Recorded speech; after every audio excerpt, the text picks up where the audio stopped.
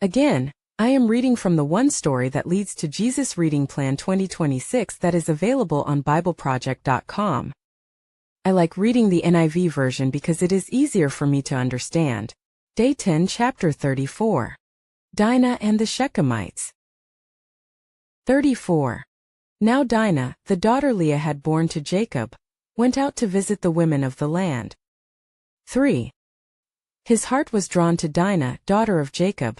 He loved the young woman and spoke tenderly to her. 4. And Shechem said to his father Hamor, "Get me this girl as my wife." 5. When Jacob heard that his daughter Dinah had been defiled, his sons were in the fields with his livestock, so he did nothing about it until they came home. 6. Then Shechem's father Hamor went out to talk with Jacob. 7. Meanwhile, Jacob's sons had come in from the fields as soon as they heard what had happened. They were shocked and furious, because Shechem had done an outrageous thing in Israel by sleeping with Jacob's daughter.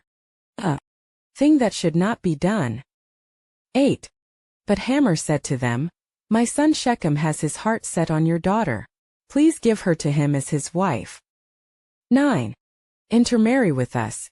Give us your daughters and take our daughters for yourselves. 10. You can settle among us. The land is open to you. Live in it, trade in it, and acquire property in it. 11.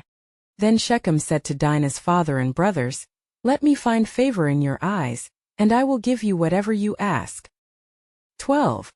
Make the price for the bride and the gift I am to bring as great as you like, and I'll pay whatever you ask me. Only give me the young woman as my wife. 13. Because their sister Dinah had been defiled, Jacob's sons replied deceitfully as they spoke to Shechem and his father Hamor. 14. They said to them, "We can't do such a thing. We can't give our sister to a man who is not circumcised. That would be a disgrace to us." 15. We will enter into an agreement with you on one condition only, that you become like us by circumcising all your males. 16. Then we will give you our daughters and take your daughters for ourselves. We'll settle among you and become one people with you. 17. But if you will not agree to be circumcised, we'll take our sister and go. 18. Their proposal seemed good to Hamor and his son Shechem. 19. The young man, who was the most honored of all his father's family, lost no time in doing what they said, because he was delighted with Jacob's daughter. 20. So Hamor and his son Shechem went to the gate of their city to speak to the men of their city. 21. These men are friendly toward us, they said. Let them live in our land and trade in it. The land has plenty of room for them. We can marry their daughters and they can marry ours. 22.